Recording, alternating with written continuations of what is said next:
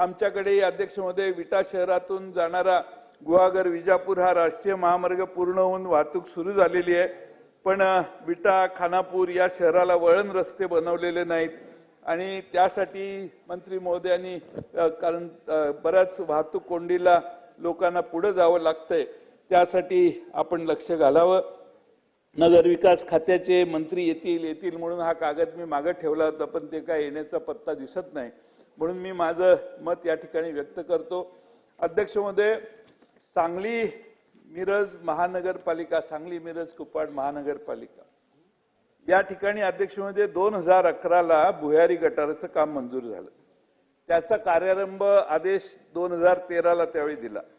कामाची मुदत फक्त 2 वर्ष होती।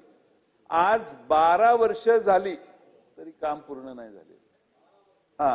आणि 82% काम सांगलीमधलं पूर्ण झालंय, तर मिरज भागातील 70% काम पूर्ण झालेलं आहे। नाईक साहेब, माझ्या भाषणाकडे तुम्ही लक्षात घ्या, म्हणजे तुमच्या मनावर परिणाम होईल हे सगळं ऐकल्यावर। नव्या मुंबईत हे सगळं तुम्ही कराल म्हणून तुम्ही ऐकत नाही मला माहिती आहे, पण तरी ऐका। त्यामुळे सांगलीत 82% काम झाले, मिरजमध्ये 70% काम पूर्ण झाले। काम विहित मुदतीत पूर्ण न केल्याने महापालिकेने महासभा 17 साली ठराव केला। एक सांगली भागातील कंत्राटदाराला दिवसाला 25,000 दंड केला, दुसऱ्या पण दंड केला तरीही अंमलबजावणी दंडाची केली नाही। तर अध्यक्ष महोदय, सदरचा ठराव विखंडित न करता आयुक्तांनी 21 पासून रनिंग प्रमाणे, फक्त रनिंग प्रमाणे काहीतरी 1.5 कोटी वसूल केले। मिरज भागात महासभेने 15,000चा दंड केला, त्याचीही वसुली झालेली नाही। अध्यक्ष महोदय, आज देखील काम अपूर्ण राहिले आणि सदर योजना पूर्ण करण्यासाठी अजून 24 कोटीची आवश्यकता आहे। सांगली मिरज कुपवाड हे प्रमुख आमच्या जिल्ह्याचं प्रमुख शहर आहे आणि त्यातल्या भुयारी गटाराकडे एवढं दुर्लक्ष सरकारने करणं योग्य नाही, म्हणून माझी मागणी आहे की 24 शेवटचे 3च मुद्दे राहिले, थोडक्यात करतो। 24 कोटी रुपयाची आवश्यकता आहे। तर माननीय शिरसाट साहेब, आपण नगरविकास मंत्री महोदयांना आज आमचा निरोप द्या आणि हे 24 कोटी रुपये लवकरात लवकर द्यावेत ही विनंती। अध्यक्ष महोदय, आमच्या इस्लामपूरला देखील नगर विकास विभागाने 17 साली भुयारी गटार योजनेसाठी 69 कोटी 42 लाख मंजूर केले। अनेक कारण देऊन मक्तेदारांनी 23 साली ते काम बंद केलं। सीवेज ट्रीटमेंट प्लांट पूर्ण न केल्यामुळे सर्वोच्च न्यायालयात प्रकरण आहे। मला वाटतं नगरपालिकेला काही दंडही चालू आहे। त्यामुळे जुनी योजना बंद करून सुधारित नवी योजना नगरपालिकेने प्रस्तावित केली आहे, पण डीपीआर तयार करून तांत्रिक मंजुरी प्रशासकीय मंजुरीसाठी बराच वेळ जाणार आहे।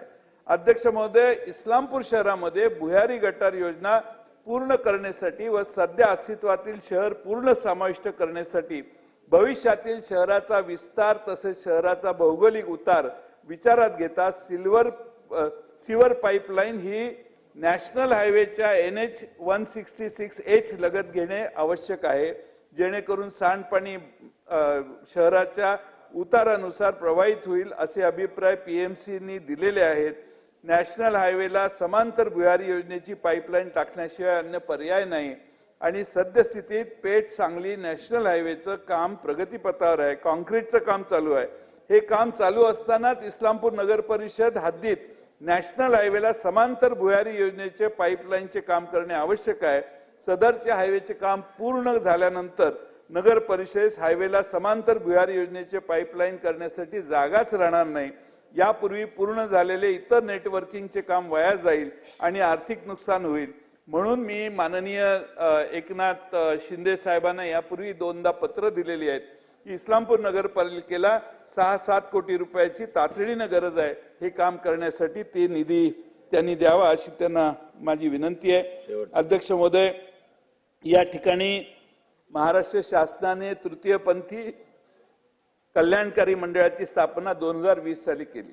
23-24ला 20 कोटीची तरतूद केलेली, पण स्थानिक पातळीवर अंमलबजावणी झाली नाही। अध्यक्ष महोदय, पोलीस भरतीतही त्या सर्वांनी सहभाग घेतलेला, पण पोलीस भरतीतही त्यांना काम मिळालं नाही, खाजगी रोजगार त्यांना मिळत नाही। त्यामुळे काहीतरी धोरण त्यासाठी घ्यावं अशी माझी विनंती आहे।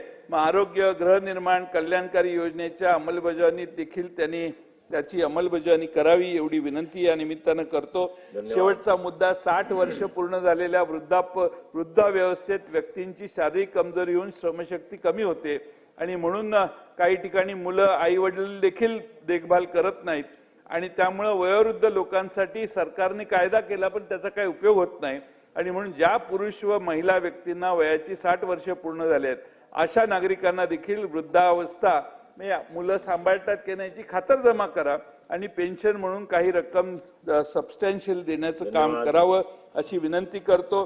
आधी शेवटचा शेवटचा हा फार किरकोळ मुद्दा आहे, आपण ऐकला तर बरं होईल।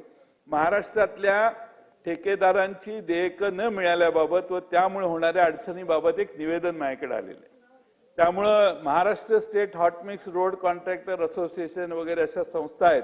अध्यक्ष महोदय, कॉन्ट्रॅक्टरांच्या आत्महत्या होण्याची शक्यता आहे, त्यामुळे शिवेंद्र बाबा सन्माननीय मंत्री महोदय यांनी अर्थमंत्र्यांशी भांडून काही झालं तरी महाराष्ट्रातल्या पेंडिंग असणाऱ्या सगळ्या बिलांची पेमेंट करा, नाहीतर सुशिक्षित बेकार तरुणांच्यावर वेगळे वातावरण तयार होईल आणि तुम्ही आता छत्रपती शिवाजी महाराजांच्या सातारच्या गादीचे वारसदार आहात असं आम्ही समजतो। त्यामुळे छत्रपती शिवाजी महाराजांच्या विचाराने हा निर्णय करत असताना नाही संपत आला, शेवटचाच मुद्दा आहे साहेब। माझी विनंती आहे की आपण या ठिकाणी करावं आणि शेवटचा मुद्दा त्यांचा विषय निघाला। अर्थमंत्र्यांची भांडायची सल्ला देऊ नका। नाही, मी मागे घेतो, भांडू नका, गोड बोला। मी